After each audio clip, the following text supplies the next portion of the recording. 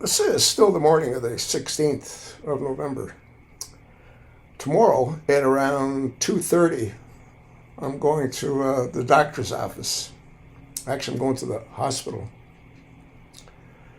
And I'm going to have an insertable cardiac monitor inserted. I have one here already. I don't know if you can see it. See this little bump right here? See that? I had one put in about 2.5 years ago. The battery's dead. And what it does is it sends through my telephone data to my doctor's office.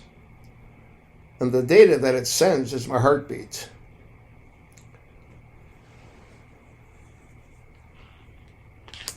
See that? It's trying to find it, but the battery's dead, so it can't find it. They're putting a new one in. And you can also record your symptoms, which goes right to my cardiologist's office.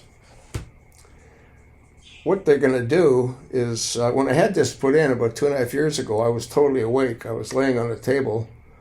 They localize the area, and then they cut it. Then they put that monitor under the skin, and they sew you up, and you go home. They called me a couple of days ago, and they told me that I can't eat after 7 o'clock tomorrow morning.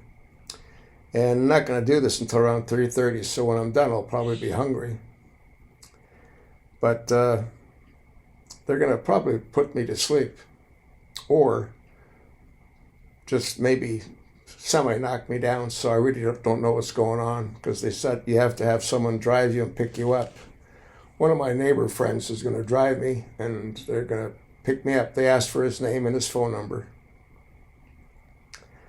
They also asked if there's someone that's going to be home with me for like 24 hours after the procedure. I have 2 dogs and 3 parakeets, but my friend offered to drop in on me to make sure I'm still breathing.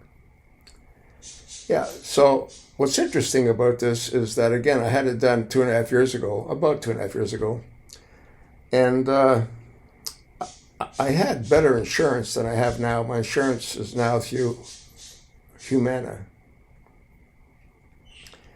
I went to see my cardiologist, and they put the request in to have the surgery to remove it and to have a new one put in. A week ago, Saturday, I got a letter from Humana. They've approved the removal, but not the insertion. So I called them and I said, could I ask you a question? And now I'm talking to the people where you go, you protest.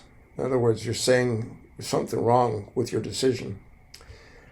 Well, I said, I'm going to use a vulgar word. And I said, what the fuck is wrong with you people? My cardiologist wants to keep me alive a little bit longer. The battery's dead. You've authorized the removal, but not the implementation, which makes no sense. The people that I spoke with couldn't believe it either, because they too said it makes no sense. They said they're going to expedite this for reconsideration. I got a call 2 days later, and it's been approved. You can't make this stuff up. So I'm telling you this because tomorrow morning I'll probably put out a few videos, but I won't be putting out any during the day because I'll be at the doctor's office. I expect to survive this procedure. And again, my doctor wants to keep me alive a little bit longer. Now, if anyone is out there and you're taking synthetic thyroxine, you got to be really careful. I've been on synthetic thyroxine since 1988. I went for a physical. My doctor says, how do you feel? I said, I feel great. He said, you should be asleep. You don't have any thyroxine in your blood. It took him about 6 months to balance me. In other words, to give me the right amount of medication. But your body changes. But every 5 years, your body changes. So the medication that you needed to keep you balanced 5 years ago changes. And what ended up happening with me, I developed atrial fibrillation, which is irregular heartbeat, and that's somewhat dangerous because you can get a blood clot and go to your brain and you're dead, or you've had a stroke. So I've been going to an endocrinologist for about 4 years.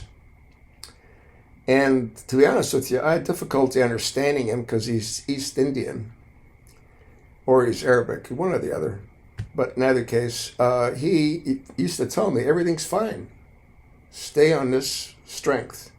He was giving me 150 mcg. I got into a dispute with his front desk, so I changed endocrinologist. I now have a female, and she's got me on 100 mcg, 50 less than I was on. So I was getting too much thyroxine. You can't be careful enough, and you can't necessarily believe your doctor. It's almost like you have to go to another doctor to check the doctor that you've been going to. It's crazy. So hopefully I'm on the right medication now. I've already had 2 blood tests, and it seems to be that I'm balanced at 100 mcg. Too much thyroxine, atrial fibrillation. That's how this whole nightmare started.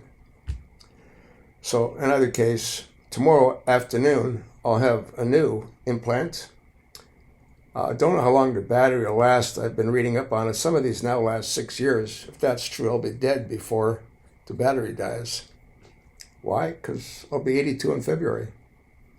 As good looking as I am, nothing lasts forever. Speaking about good looking, what do you think Donald Trump would pay to look like me and have hair like me, huh? And to able to play racquetball 3 days a week. I'm going to have to cut back on that until I heal. In either case, wish me luck. And thanks for listening.